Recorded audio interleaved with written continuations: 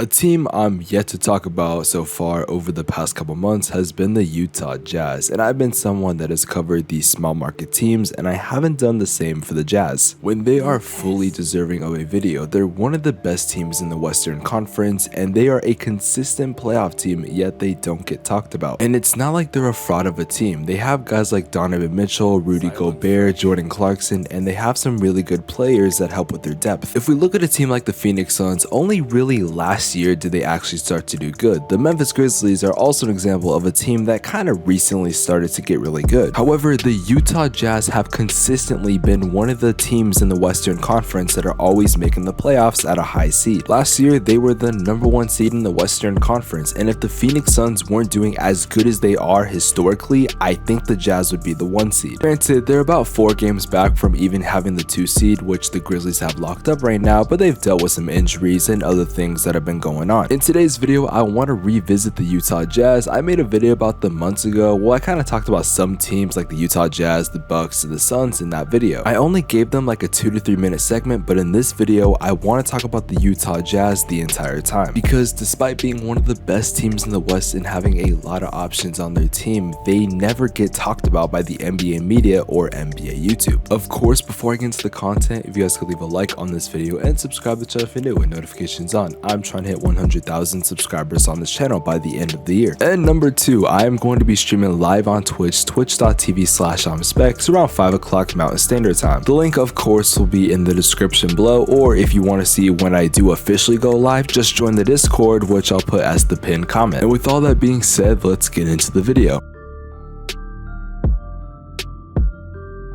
I think it's only right if we start off this video by talking about Donovan Mitchell, who I feel like is the biggest part of this Utah Jazz team. And this season, he's done well, averaging 26 points per game on about 45% shooting from the field and 36% from 3. Now, there have been some rumors during the NBA season that Donovan Mitchell would allegedly try to go to New York during this offseason or in the future, and I don't know about that. Some people are saying it's because of the lack of playoff success that the Utah Jazz have had, and that is one of their flaws. However, they're not much away from being a championship contending team. I'm trying not to have as much bias right now in this video because a team that gets compared to the Utah Jazz is the Phoenix Suns, and as weird as it might sound, it's true. Both teams have shooting guards that a lot of people have considered either Kobe-like replications or just young guards that are talented. If you compare their games, they're ideally similar, which is why when they go head to head, it's an amazing performance to see. The Utah Jazz have one of the best traditional centers in the NBA